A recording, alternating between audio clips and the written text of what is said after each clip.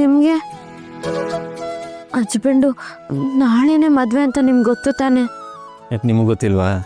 ಅಲ್ಲ, ನಾನು ಒಬ್ಳೆ ತಲೆ ಕೆಡಿಸ್ಕೊಳ್ಳೋದಲ್ಲ, ನೀವು ತಲೆ ಕೆಡಿಸ್ಕೋಬೇಕು. ನಾನು ತಲೆ ಕೆಡ್ಸ್ಕೊತಾ ಇದ್ದೀನಿ, ಆದ್ರೆ ಏನು ಹೊಳಿತಾ ಅಲ್ಲ. ಅಚ್ಚುನೇ ನಂಗೆ ಮದುವೆ ಇಷ್ಟ ಇಲ್ಲ, ನಾನು ರಾಹುಲ್ನೇ ಮದುವೆ ಆಗೋದು ಅಂತ ಒಂದ್ಸರ್ತಿ ಧೈರ್ಯವಾಗಿ ಹೇಳಿದ್ರೆ ಸಾಕು. ರಾಹುಲ್ ಯಾವ ಕಂಡೀಷನಲ್ಲಿದ್ರು ಹಾಸ್ಪಿಟ್ಲಿಂದ ಕರ್ಕೊಂಬಂದು ಮದುವೆ ಮಾಡಿಸ್ತೀನಿ. ಅದೆಲ್ಲ ಆಗಲ್ಲ ಹಸ್ಬೆಂಡು. ಅಕ್ಕಂಗೆ ರಾಹುಲ್ ಅಣ್ಣನ ಮೇಲೆ ಪ್ರೀತಿ ಇದ್ರು ಅವ್ರು ಬಾಯ್ ಬಿಟ್ಟು ಹೇಳಲ್ಲ. ಹೌದು, ಅಚ್ಚು ಹೇಳೋದು ಇಲ್ಲ ಬಿಡಿ. ಹಸ್ಬೆಂಡು ಒಂದು ಭಯ ಇದೆ. ಏನ? ಇಲ್ಲಿ ಒಂದು ನಿಮಿಷ.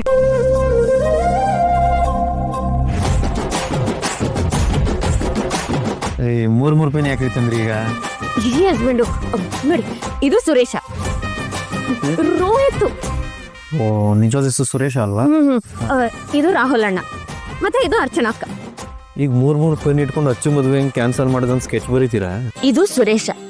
ಮದ್ವೆ ಮಂಟಪದಿಂದ ಅವ್ನು ಎಲ್ಲಾದ್ರೂ ಹೋಗೋ ತರ ಮಾಡೋಣ. ಹೆಂಗೆ? ಅದು ಯೋಚನೆ ಮಾಡಿಲ್ಲ. ಒಂದ್ ಕೆಲಸ ಮಾಡೋಣ, ಅರ್ಚನಾ ಅಕ್ಕನೇ ಎಪ್ಸಿ ಎಲ್ಲಾದ್ರೂ ಕರ್ಕೊಂಡು ಹೊಟ್ಟೋಗೋಣ. ರೀ, ಸಿನಿಮಾ ಥರ ಏನೇನೋ ಮಾತಾಡ್ಬೇಡಿ. ನೀವು ಹೇಳಿದೆಲ್ಲ ಕೇಳಕ್ ಚೆನ್ನಾಗಿರುತ್ತೆ, ಪ್ರಾಕ್ಟಿಕಲ್ ಆಗಿ ಇದೆಲ್ಲ ಮಾಡೋಕ್ಕಾಗಲ್ಲ. ಹೋಗ್ಲಿ ಬಿಡಿ. ತಾಳಿ ಕಟ್ಟವಾಗ ನಿಲ್ಸಿ ಅಂತ ಹೇಳಿ ಮದ್ವೆ ತಡೆದು ಎಲ್ರಿಗೂ ಸತ್ಯ ಹೇಳ್ಬಿಡೋಣ. ಹಾಗೆ ಮಾಡಿದ್ರೆ ಅಪ್ಪನ ಆರೋಗ್ಯ ಏನಾಗುತ್ತೆ ಗೊತ್ತಿದ್ಯಾ? ಎಲ್ರ ಮುಂದೆ ಅತ್ತಿಗೆ ಮರ್ಯಾದೆನೂ ಹೋಗುತ್ತೆ, ಅಚ್ಚುಗೂ ನೋವಾಗತ್ತೆ. ಒಂದ್ ಕಡೆ ಅತ್ತಿಗೆ, ಇನ್ನೊಂದ್ ಕಡೆ ಅಪ್ಪ, ಇಬ್ರು ನನಗೆ ಅಚ್ಚು ಮದುವೆ ಜವಾಬ್ದಾರಿ ವಹಿಸಿದ್ದಾರೆ.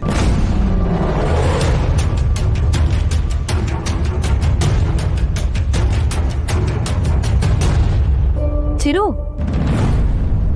ಏನು ಗಂಡ ಹೆಂಡತಿ ಇಬ್ರು ಏನೋ ಸೀರಿಯಸ್ ಆಗಿ ಯೋಚನೆ ಮಾಡ್ತಿದ್ರ? ಏನಿಲ್ಲ, ಅದಕ್ಕೆ ಪ್ಲಾನ್ ಮಾಡ್ತಾ ಇದ್ವಿ. ಮೇಡಮ್, ಪ್ಲಾನ್ ಅಲ್ಲ, ಅದು ನಾಳೆ ಮದ್ವೆ ಅಲ್ವಾ, ಅದಕ್ಕೆ ಏನೇನ್ ಕೆಲಸ ಮಾಡ್ಬೇಕು, ಯಾರ್ಯಾರು ಏನೇನ್ ವ್ಯವಸ್ಥೆ ಮಾಡ್ಬೇಕು ಅಂತ ಚರ್ಚೆ ಮಾಡ್ತಿದ್ವಿ. ಹಸ್ಬೆಂಡು ಹೌದತ್ತಿಗೆ. ಅಲ್ಲಪ್ಪ ಚಿರು, ನೀನ್ ನೋಡಿದ್ರೆ ಪ್ಲಾನ್ ಮಾಡ್ತಿದೀವಿ ಅಂತೀಯ, ಅವಳನ್ ಕೇಳಿದ್ರೆ ಚರ್ಚೆ ಮಾಡ್ತಿದೀವಿ ಅಂತಾಳೆ. ನೀ ಇಬ್ರಲ್ಲಿ ಯಾರ ಮಾತು ನಂಬೋದು? ಅದು ಹೇಯ್, ಏನೇ ಆಯ್ತು ನಿನಗೆ? ಏನಾಯ್ತು ರೀ? ಅದಕ್ಕೆ ಏನ್ ಟೆನ್ಷನ್ ಏನಿಲ್ಲ, ನೀವು ಹೋಗಿ ಮಲ್ಕೋಗಿ, ಬೇಗ ತರಬೇಕು. Harish, sure sure sure. ಏನಾದ್ರೂ ಹೇಳೋದಿದ್ರೆ ನನ್ನ ಹತ್ರ ಹೇಳುತ್ತಿರು. ನಥಿಂಗ್ ಅದಕ್ಕೆ ನಥಿಂಗ್. ಹೋಗಿ ಮಲ್ಕೋ ಹೋಗಿ. ಚಿಕ್ಕಮ್ಮ ನೀವು ಹೋಗಿ, ಚಿಕ್ಕಪ್ಪ ನಿಮ್ ನೋಡ್ಕೊಂಡ್ ಬಂದ್ಬಿಡ್ತಾರೆ.